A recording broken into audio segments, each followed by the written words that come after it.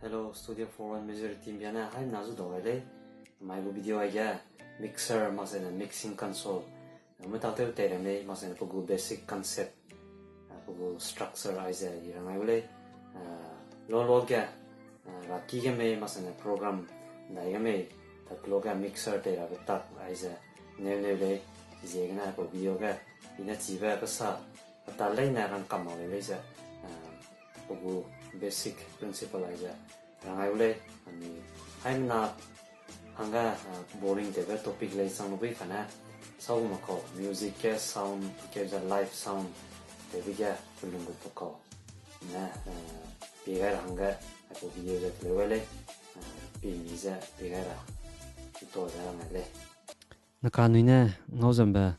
mixer aja analog mixer da pu brand na Soundcraft masanya pugu model zina signature 22 multi track da aja channel kai kana gu mixer gu structure masanya pugu concept aja mai nui pin samgara da pugu mixer aja pibloga railang begya pugu gain structure aja nui chimira nangda zina rai begya gain structure aja da kome se wena pesin print jan kera da nuina ge pibloga piki kachum gu mic in get lada aja na pakan na pege piki cat aja line level gu input lada aja na mic level lada apo piki kachum bena ai piki cat gu pena line level lada panai gu kacham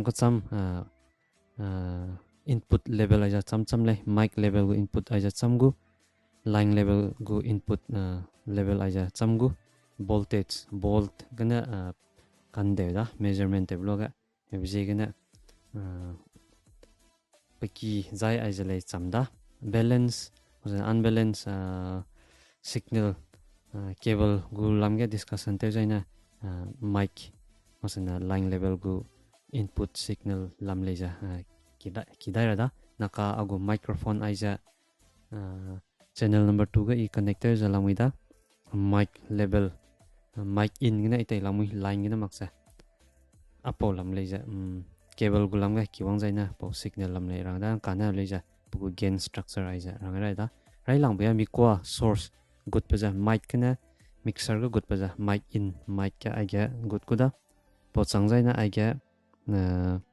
apo button ngola legu apo button aja apo mixer hang te aja limiter masana gate ta feedback gume suppress te hang ya masana kada mixer ga compressor le bam lubi Yamaha gume ya compressor gu aja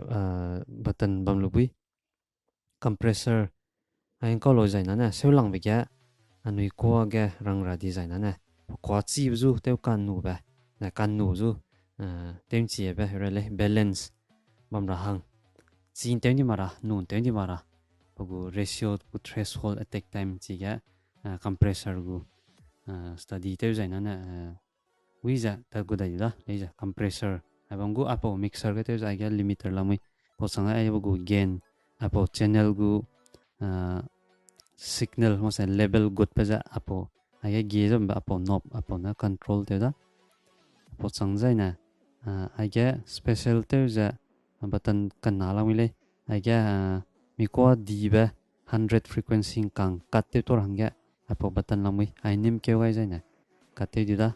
apo ai button ke na USB tracking da ai jana studio ga tailung ba gu function da apo mixer ja pugu purpose kana studio hang leja specially design te ba mixer changje gina ipo button extra da chipo gulang studio ga te ba thakana kachame video na rang da po changke jaina ai ga pugu EQ equalizer da nina EQ kyo da equalizer apo mixer la mui cat kana chum dai ming e suruk da ja mya ai ga ina te ngai jaina mi ko chambe chipa pa bangu ja apo gulang rang loi jaina apo gain structure gu detail kyo dai jaina rangai da ai jabu EQ section da ai jina auxiliary anuina hello te me kana music sera me dulu nam ni kwa sera nga auxiliary masa states monitor line tape apo azang mana control ta kenja apo green color apo mixer apo mingye te lu kam le apo blue button ja blue go knob apo kana ja pago purpose function kana banda auxiliary hang te mak design na vocal effects hang te da fx and sound effects kai got proga apo knob na te da apo kana po sang ke dai jai na ai apo yellow color ai jena pen na knob ta stereo changje na mixer out kana always stereo da left right nami kwa himbya pi panki nei alama krayo da zambi pi panki nei na alama right me krayo da na kana apo function ai ja camera ga got pa ja auxiliary na got pa jeng na mono tatib jena stereo go pamaku kanju live sound te blog ai ja nang sangba na narang ai da ko sangkyo jaina ai ga apo channel go mute button la da ai ja ni mai jaina na mi kwa ja pata diu da apo button ai ja pfl da pre feather listen da ai ja apo ja tengai makpagu independently alama pagu meter level sector hanga apo button ai ja bandang ka I on te lamui na ka jan kyo dai jaina dogom takte ta te me layer da ai master mst apo button ja apo channel jo alama master ma center hanga master ma langai da ai master ma langai mak jaina amigo main pi speaker ma mi ko pa makoda na kana auxiliary line mina anui king jom jaina master wang chang maksa auxiliary out lu di da leja live song ana ai ja on tera compulsory da apo button kana na group guda alama apo group go settings ai ja dong da te me sebe wang dai jaina alama kyo chang lu ja x up apo go line se jarang kyo dai bigna rang da apo na go feather da no ba apo ga ala da ai te kang ai bige feather ai ja ko se ta da nakai default 0 decibel 0 dB ga te lu ja pom da to gain structure za ai ga ja kyo chang lu zaina wang za ai ga bu fx da digital sound processor reverb me delay me ja mi ko ga me ma sa ko any apo go channel ga kai go hanga ai ga wang go da apo za ai ga fx kana lamui sound effects kana chamcham te lui apo le ja nana wang kyo jaina rang da da za ai ga group lamui group go controller da and ai ga main master feather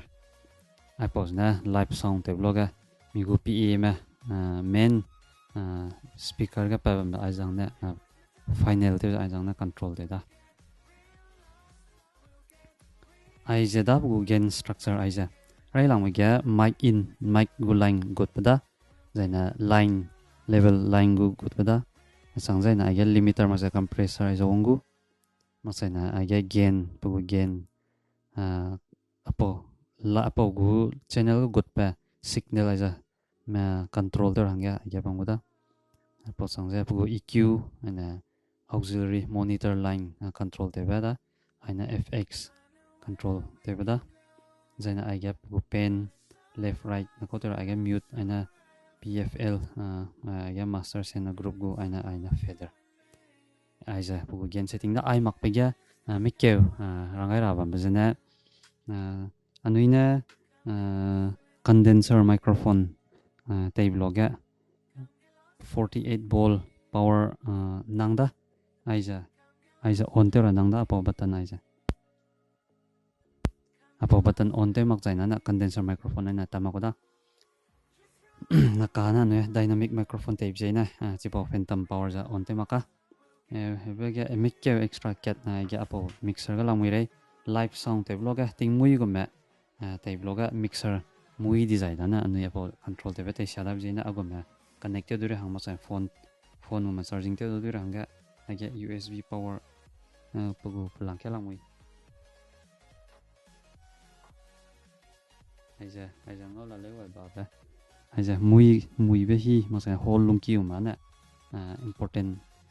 te ba rocket ta ai pause na USB power bam zeina lama mixer me baranga ai pause da pugu gain structure mo ko mic extra ba live sound hanga no karang di ma studio hang leja po mixer ja design ta ko da recording studio hanga be pugu function chamchai ba extra ai ga kilau jala mui si po na video ko da na rang da nakana ket za anker da ai ga mic in ne be ga pugu preamp lamile apo mixer ga ghost seba preamp apo ga pugu circuit ka install te lamile preamp he design na migu signal mic na go puzu za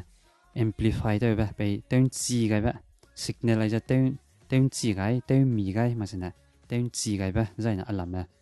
mi ko ai ja process te iranga ai ga local mixer am ga pugu preamp i mak zena mixer sialai malai go ma complain go ma bam da ghost go mic preamp apo mixer lamui po sangzaina ai ga apo go gain go main controller ai ja da po so ga ai ga limiter kana anoi control situation ga room lunga na te lu ja main pa on te mak zena limiter function ma gom zu chi ma ko ai ja on off ma ja unwanted noise suppress te ra ma sena frequency suppress te ra feedback pe gong mar hanga ji te lungda kana ai gain men ke da gain ke bloga ai ga gain setting mixer te bloga rai lang ba anina pi ga gain ai just set te le kana apogu fader ai ja off te lu akwa seuta di le da helu le ja apogu meter ai ja pi ga da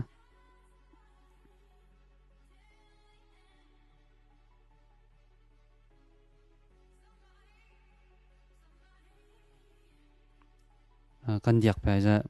ngola le da yellow orange ma sa red patitona distorted di ba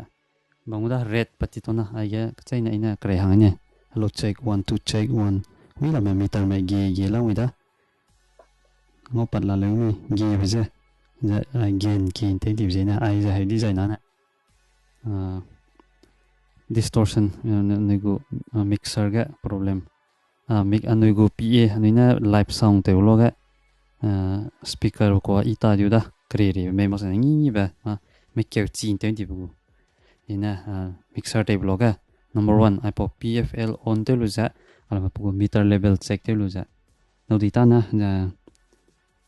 diak lunga pe bam ranga ni te ra da sam san chi ga lokelo na chi bloga yellow ma sa na red hang lu pi le lokya kan sang an du e ge ban di me orange bam design na yellow bam design na sound aja ilang ba palaka problem aja ong da pot sang ke de ne ai po ga no karang ba 100 kilohertz zena ko di ba 100 hertz and below kat te ranga po batan on da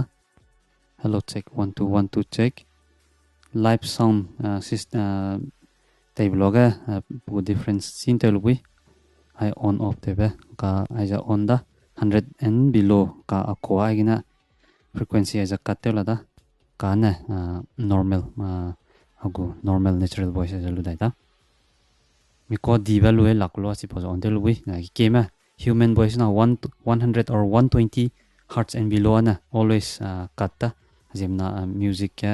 lete vloga mi ko EQ fine tuning de vloga 100 or 120 and below na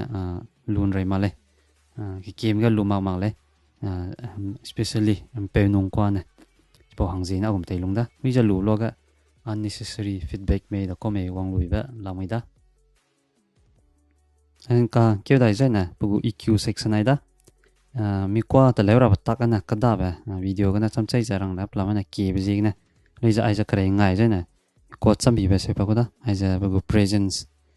high ai ja kare ki hang ai ja ki hang da ai ja example ai ja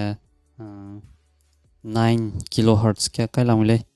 lo ja 9 kilohertz ai ja teng chi le ja na ai apo ja krai hang le ko 9 kilohertz ja hu hang da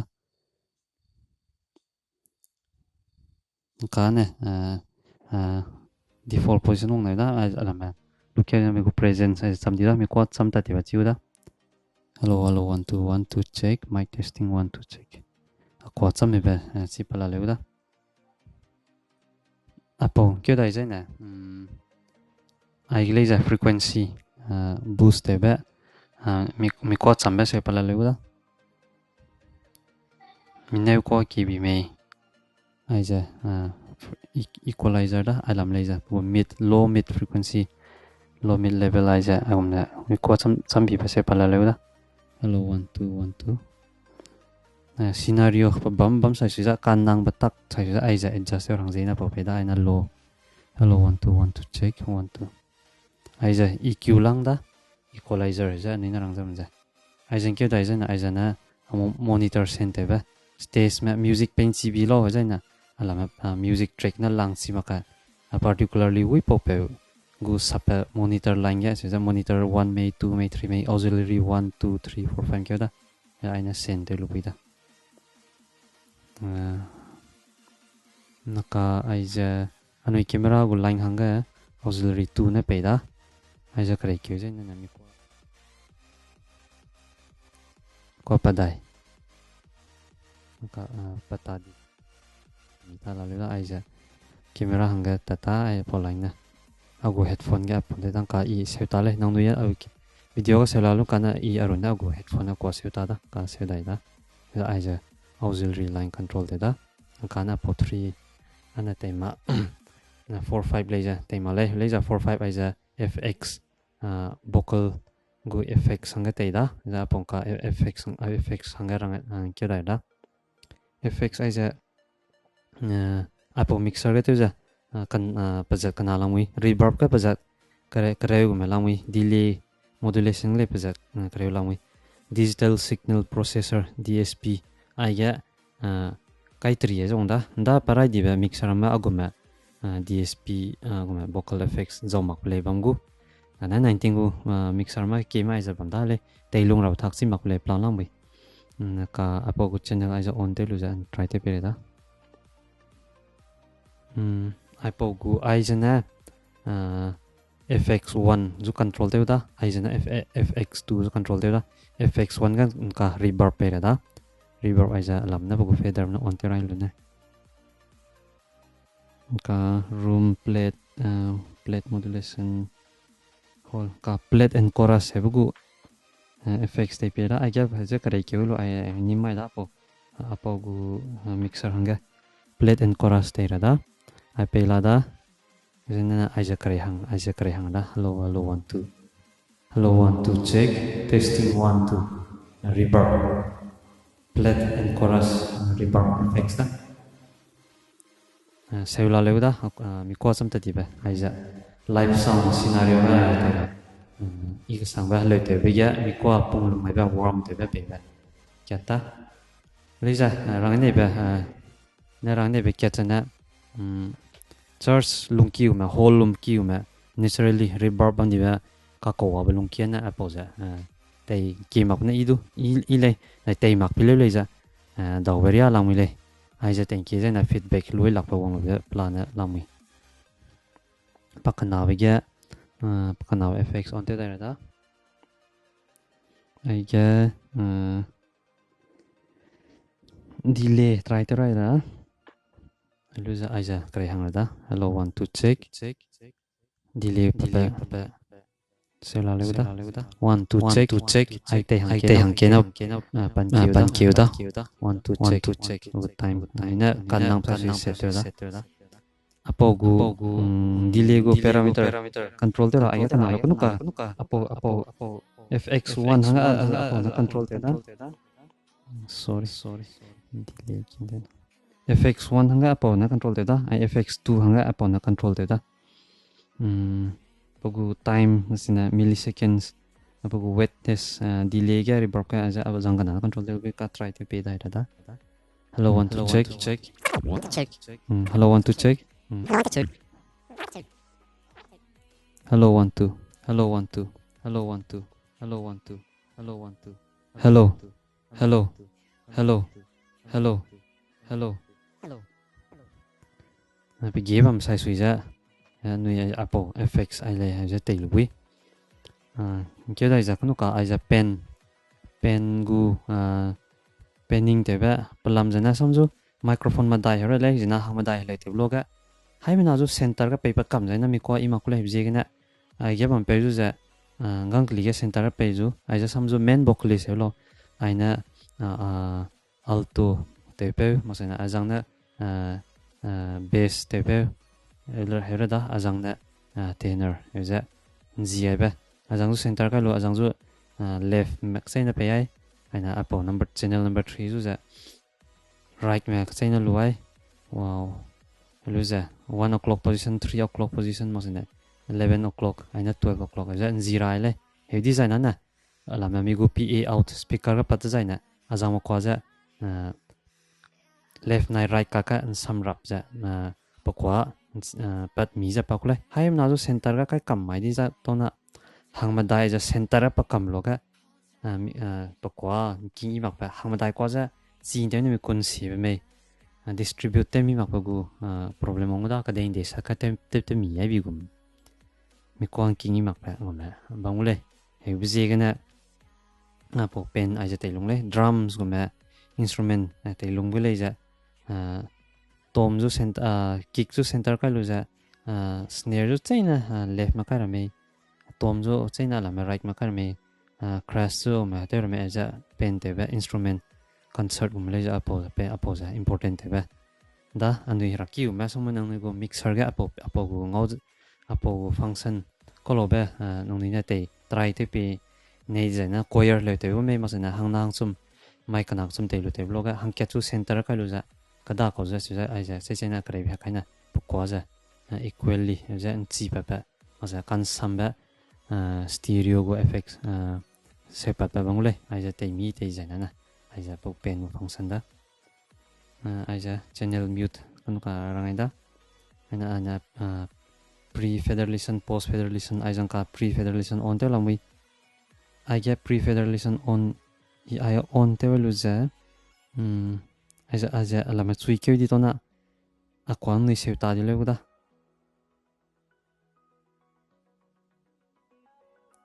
akwa seu ta di le ya ai lama pina green channel green signal ja ngau le na kana apo aja off te di da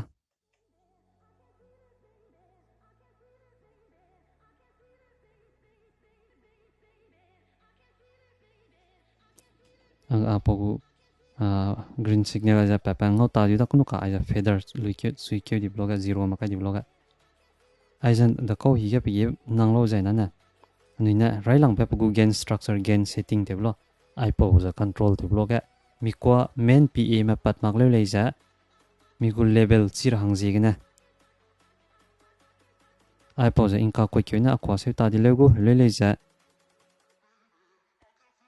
pugu green color ayapa mangau da ani ngau da ja migu gen setting ate lu bui main pm mi ko pa mak le ja migu mic level set lu apo pfl aja important ka sang ba kyata ma chaina live